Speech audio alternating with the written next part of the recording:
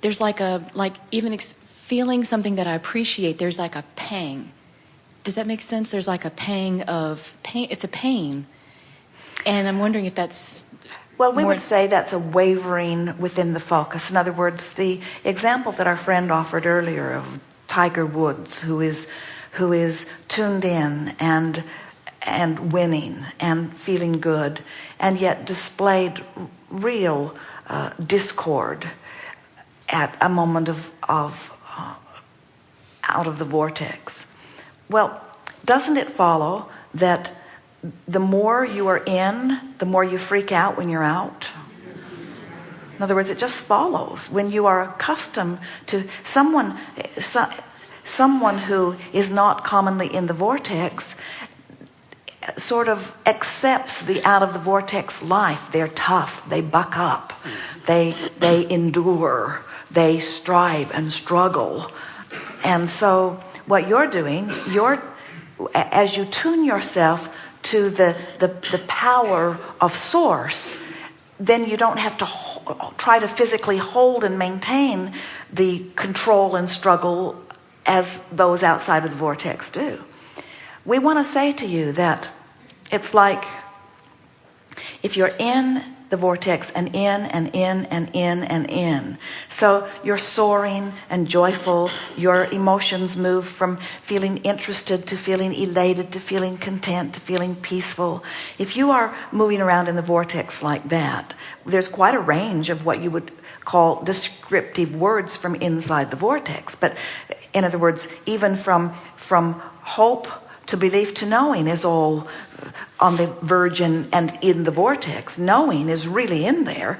Believing is in there too, but not as substantially in there. So there's quite a range within the vortex. But if you're really in and you've been in and you've been basking, and then someone brings you a piece of information that is nowhere near a vibrational match to that, the question might be, well, how would law of attraction bring you a piece of information if you're in the vortex? And we say, because you have a willingness and even a desire to interact with your world at large, and there are things that happen. So is it possible that you could be in the vortex and your attention could be called to something that would abruptly take you out of the vortex? And we say, of course it's possible. Now, in time, you may be in your physical body and you may be so accustomed to focusing upon the well-being, and you may become so solution-oriented, you may become so knowing that every problem just produces a solution so that the problems don't even faze you because you're so solution-oriented. But there is always a range of focus, and that's what you're describing. If we were standing in your physical shoes, we would never say, it is my intent to be 100% of the time in the vortex, because if that had been your intention, you would have remained non-physical like us. You said, I'll go forth and explore contrast, because in the exploration there is more substantial, more specific expansion, and I want that. Most people, when we visit with you and you tune to us and you become like so many of you, like Esther and Jerry, where you really care about being in the vortex and it is your dominant intention to be in the vortex, if you are in there 70% of the time, you are doing extremely well in relationship to most people on the planet.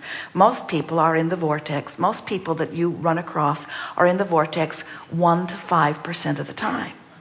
And you recognize it when you see them because they're more likely to complain and more likely to make fun and more likely to push against, more likely to be negative. Look at which movies are blockbusters and which movies aren't. In other words, the public at large is predominantly not in the vortex, and so they can count their moments of elation usually on 10 fingers. There was that time in Malibu and that time on the beach, and there was that. In other words, they're highlights. They call them highlights, where someone in the vortex has a hard time depicting highlights because it all lights up in a high way. You say. So being aware of how you feel and wanting to feel good, and then having conscious ability to guide yourself there. What we love to see is someone willing to get out in the world and mix it up. Someone willing to explore for the purpose of having the new idea be born, but then be clear enough and wise enough to know by the feeling in their own solar plexus whether they are sustaining outside the vortex or whether they are working to be in the vortex. In other words, awareness and control of emotion is the freedom that you all really seek. In other words, we don't think that a negative thought hurts you so much that you're not willing to endure it. But there is an eroding of who you are until in time, it just isn't bright and brilliant and beautiful for you in the way that you want it to be. And that's why you want to tune yourself in. Jerry and Esther were in a campground in Boston last week. And a little girl with her older sister came bouncing by. The little girl was 3 or 4 years old, and she had a ponytail which exaggerated the bounce in her step, and her shoes lighted up when she stepped also, which accentuated the bounce in her step. And she was just so joyful in this moment. She was running to keep up with her sister, but skipping to keep up, and every now and again she'd just spin while she ran so that Jerry and Esther could see the full smile on her face. It was like she was shouting to the boundaries of this boundaryless universe her joy in being alive. And Jerry and Esther were parked there. The street went all the way around them, a very small little, there were several parking places, and the street went all the way around, and the little girl went around 2 or 3 times around this little road, and Esther just kept running from window to window to window to window to window to try to keep this little joyous being in her view as long as possible, because she was exhibiting her joy at life. And that's what you're reaching for. Did that little girl maintain it? Probably not. Esther didn't follow her around all day. It is probable that there were squabbles in that day, and moments of being tired in that day, and moments of being out of the vortex in that day, even as this pure, positive, joyful, seeking child. So that child, we would say, in the vortex, vibrationally speaking, was in the vortex 85% of her days. High percentage. Her sister, who was about 2 years older, 40%. Her parents, 5%. So each of you gets to decide. Train yourself, train yourself, train yourself. Get in and then practice the vibration of it. Affirm it. See, you can't push against not being in the vortex. It just keeps you out of the vortex. If you're not in the vortex and you're mad about not being in the vortex, and you're disappointed about not being in the vortex, and discouraged about not being in the vortex, and determined to get in the vortex, and mad that you're not in the vortex, and aware of other people who are in the vortex, and irritated that they're in and you're not in, and wanting to be in the vortex, and determined to get in the vortex, and irritated about not being in the vortex, and want to be in the vortex, and wish you never even heard of the vortex, and tired of striving for the vortex, and aware that the vortex, and then in the vortex. When you find yourself, no matter how you get there, in there, that's when we would put on the steam to do the work. We would not do out of the vortex work, because when you're not in the vortex and you want to be in the vortex, and you're trying to get in the vortex from not being in the vortex, you just practice not being in the vortex. So what you do is let life, and it will, take you into the vortex. In other words, no one could have watched that child bounding around that campground without being spun into the web. She was demonstrating a vortex, for heaven's sake. She was going around them and around them and around them and around them and around them. Jerry and Esther, remember, a few years ago, they bought a large piece of property in Texas where their office and home now is. And their property butted up against another man's property. And he had a tennis court and a greenhouse, and his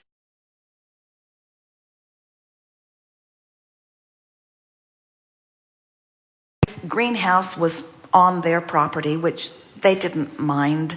They weren't going to ask him to move it, but they wanted to clear the right-of-way for passage, and it had been unoccupied, and he was not happy about them buying the property and wanting to use the access.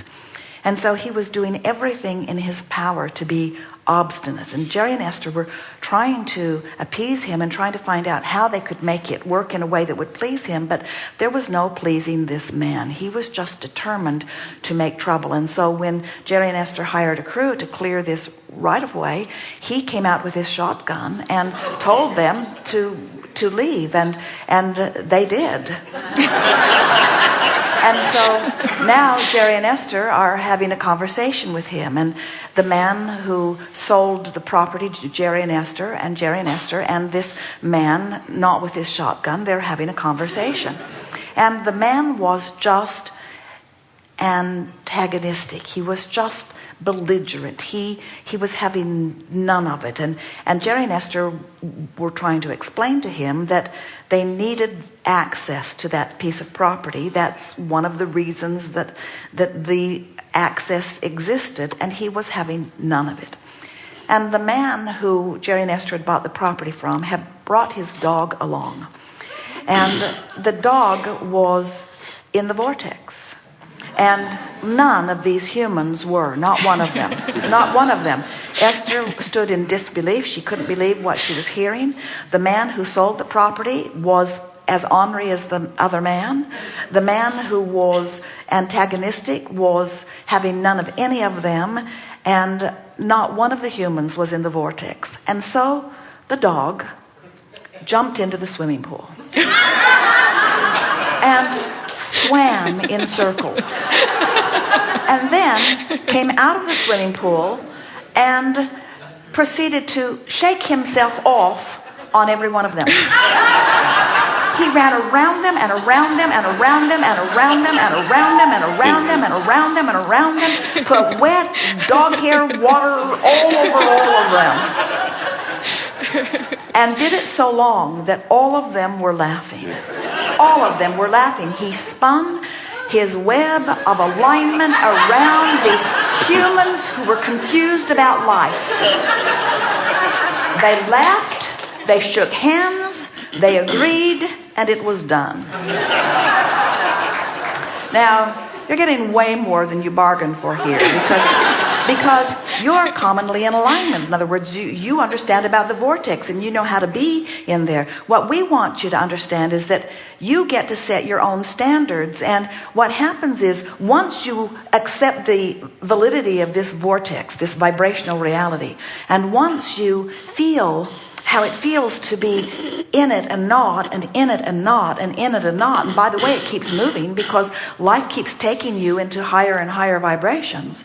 So rather than trying to figure out what percentage of the time you're in it or what percentage of the time you're not in it, just set your intention to feel as good as you can possibly feel. And what you'll begin to discover is you cannot think an out of the vortex thought and an in the vortex thought at the same time. You're just not doing it. Your vibration is where it is, and if your vibration is high and then you change the subject, you're going to feel a drop, and that's what you were describing. Or if your vibration is low and you change the subject, you can feel the uptake of it too. In other words, show yourself that you have the ability to focus yourself into alignment with who you are, and then just practice it, practice it, practice it, practice it. And most of all, don't ever get down on yourself for focusing out of the vortex. It's all right. It's a step one moment. Just don't make a career out of step one. Most of the people that you know are making a career out of step one moments. It's a rare human who really deliberately works to be in vibrational alignment. And when they do, you call them Tiger Woods, king of the golf game. Or when they do, you call them a brilliant genius musician or painter or author. In other words, you call them joyful one or joyful child or joyful dog. In other words, it's easy to figure them out. And it's easy to figure it out with you too. Thank Enough? you. Yes, thank you so much. Yes, indeed.